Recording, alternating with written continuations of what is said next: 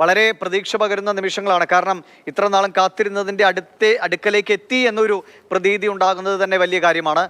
പക്ഷേ അത് അവിടെ നിന്ന് ഉയർത്തിക്കൊണ്ടുവരിക എന്നത് വളരെ ദുഷ്കരമായ കാര്യമാണെന്നതിൽ യാതൊരു തർക്കവുമില്ല. അതിന് ഒരുപക്ഷെ ഒരുപാട് സമയം എടുത്തേക്കാം. എങ്കിലും രാഹുലിന് അവിടെ നിന്നും കാണാൻ കഴിയുന്ന, പരിശോധനയുടെ കാണാൻ കഴിയുന്ന കാഴ്ചകൾ എങ്ങനെയാണ്?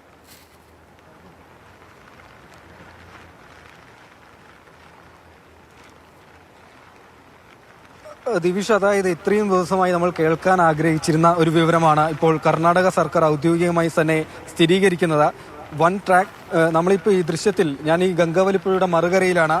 ഈ ക്യാമറയിലൂടെ കണ്ടുകൊണ്ടിരിക്കുന്ന ഭാഗത്ത് തന്നെ ട്രക്കുണ്ട് എന്നതാണ്, അതായത് നാവികസേനയ്ക്ക് ലഭിച്ച സിഗ്നലുകളും അതുതന്നെയാണ് വ്യക്തമാക്കുന്നത്. ഞാൻ ഒരിക്കൽ കൂടി ഈ കർണാടക റവന്യൂ മന്ത്രിയുടെ എക്സിൽ പങ്കുവെച്ച വിവരങ്ങളൊന്ന് വായിക്കാം.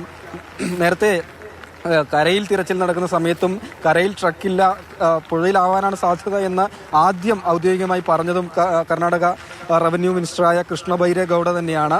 അപ്പോൾ ആ പോസ്റ്റ് ഞാൻ ഒരിക്കൽ കൂടി വായിക്കുകയാണ്. One truck has been definitively located in the water and that naval deep divers will attempt anchoring shortly എന്നതാണ്.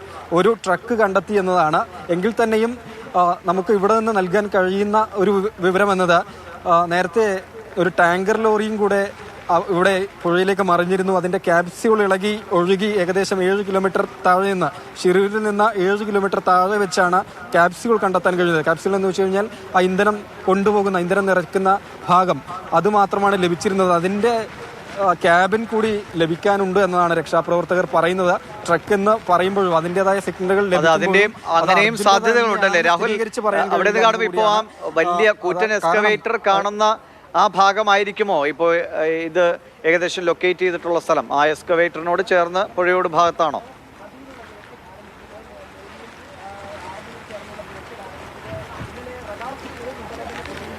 ദിവസം ഏറെക്കുറെ അതിനടുത്ത് തന്നെയായി വരും എന്നതാണ്. കൂറ്റൻ മണ്ണുമാന്തി യന്ത്രം പുഴയോട് ചേർന്ന സ്ഥലത്തെ മണ്ണ് നീക്കിയാണ്.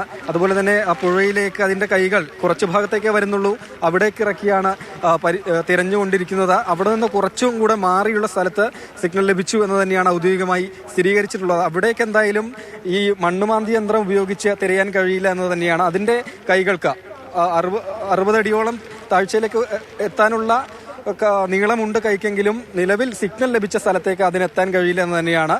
അത് കൃത്യമായി ഇറങ്ങി പരിശോധിക്കണമെങ്കിൽ നാവികസേനയുടെ ഡൈവേഴ്സിന് മാത്രമേ സാധ്യമാകുകയുള്ളൂ. അതുതന്നെയാണ് സർക്കാരും വ്യക്തമാക്കുന്നത്. പക്ഷേ ഇത്രയും ദിവസം നടന്ന തിരച്ചിൽ ഒരിക്കൽ പോലും പുഴയിലേക്ക് ഇറങ്ങുവാൻ, വെള്ളത്തിലേക്ക് ഇറങ്ങുവാൻ നാവികസേനക്ക് NDRFനോ കഴിഞ്ഞില്ലെന്നതാണ്. അതിശക്തമായ കുത്തൊഴുക്ക് തന്നെയാണ്. ഇപ്പോഴും മഴ പെയ്തുകൊണ്ടിരിക്കുകയാണ്.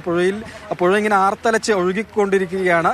നാവികസേനയുടെ ഡൈവേഴ്സ് അവിടേക്ക് ഇറങ്ങും എന്ന് പറയുന്നുണ്ടെങ്കിൽ തന്നെ അത് എപ്പോഴത്തേക്ക് ഉണ്ടാകും എന്നതാണ്. കാരണം നിലവിൽ ഇവിടെ ലഭ്യമായിട്ടുള്ള സൗകര്യം ഉപയോഗിച്ചുകൊണ്ട് തന്നെ പുഴയിലേക്ക് ഇറങ്ങാൻ കഴിയുമോ എന്ന സംശയമുണ്ട്. കുത്തൊഴുക്ക് അത്രയധികമാണ് പുഴയിൽ എന്നതുകൊണ്ടാണ് ഞാൻ അങ്ങനെ പറയുന്നത്. ഏതായാലും ഒരു ട്രക്ക് ലൊക്കേറ്റ് ചെയ്തു എന്നത് തന്നെയാണ് ഏറ്റവും നിർണായകമായ വിവരം. അവിടേക്ക് നദിയിൽ നിലവിൽ പരിശോധനയുണ്ടോ അതോ ഇറങ്ങാൻ പറ്റാത്തൊരു സാഹചര്യം തന്നെയാണോ രാഹുലെ? മഴയും കാറ്റൊക്കെയാണ് തന്നെയാണെന്ന് തോന്നുന്നല്ലേ ദൃശ്യങ്ങളിൽ?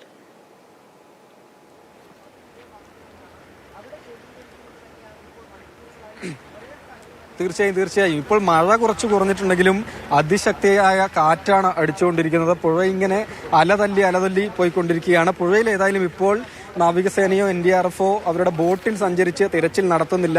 മോശം അവസ്ഥയായതുകൊണ്ട് തന്നെ ബോട്ടൊക്കെ കരയിലേക്ക് മാറ്റി സംഘങ്ങളെ കരക്ക് കയറി എന്നുള്ളതാണ്. ഏതായാലും ഈ സിഗ്നൽ ലഭിച്ചു എന്നത് തന്നെയാണ് ഈ ട്രക്കെന്ന് സ്ഥിരീകരിക്കാൻ കഴിയുന്ന സിഗ്നൽ ലഭിച്ചു എന്ന് തന്നെയാണ് ഏറ്റവും നിർണായകമായ കാര്യം. കാലാവസ്ഥ കുറച്ചുകൂടി അനുകൂലമായി വന്നാൽ, മഴ മാറി കാറ്റ് മാറി ഒന്ന് നിന്നു കഴിഞ്ഞാൽ നാവികസേനാംഗങ്ങൾ ഇറങ്ങും എന്നാണ് അവരും പറയുന്നത്. പക്ഷേ അതെങ്ങനെയാകും എന്ന ഒരു കാര്യത്തിൽ വ്യക്തതയില്ല. നിലവിൽ ഇവിടെ ലഭ്യമായിട്ടുള്ള സൗകര്യങ്ങൾ കൊണ്ട് തന്നെ പുഴയിലേക്ക് ഇറങ്ങാൻ കഴിയുമോ എന്നതുകൂടി പരിശോധിക്കേണ്ടതായിട്ടുണ്ട്. ഇതുവരെ അവർക്ക് പുഴയിൽ ഇറങ്ങാൻ കഴിഞ്ഞിട്ടില്ല ഇത്രയും ദിവസത്തിനുള്ളിൽ എന്നതാണ്. ഒപ്പം കലങ്ങി മറിഞ്ഞൊഴുകുകയാണ്. പുഴയുടെ നിറം ചുവന്ന മണ്ണ് കലർന്നതാണ്. അതുകൊണ്ട് താഴേക്ക് ഇറങ്ങി നോക്കിയാലും കണ്ണുകൊണ്ട് കാര്യങ്ങളൊക്കെ കാണുക സാധ്യമല്ല. അതിനുള്ള സംവിധാനങ്ങളൊക്കെ ഇവിടെ ഉണ്ട് എന്ന് മനസ്സിലാക്കുന്നു. അല്ലെങ്കിൽ കൂടുതലായി എത്തിക്കേണ്ടതുണ്ട് എന്ന സൂചനകളാണ്. എന്തായാലും പുഴയിലേക്ക് ഇറങ്ങി നാവികസേനാംഗങ്ങൾ ട്രക്കിനടുത്തേക്ക് ഉടൻ തന്നെ പോകുമെന്നാണ് സർക്കാർ ഔദ്യോഗികമായി തന്നെ ഈ ഒരു ഘട്ടത്തിൽ സ്ഥിരീകരിക്കുന്നത്.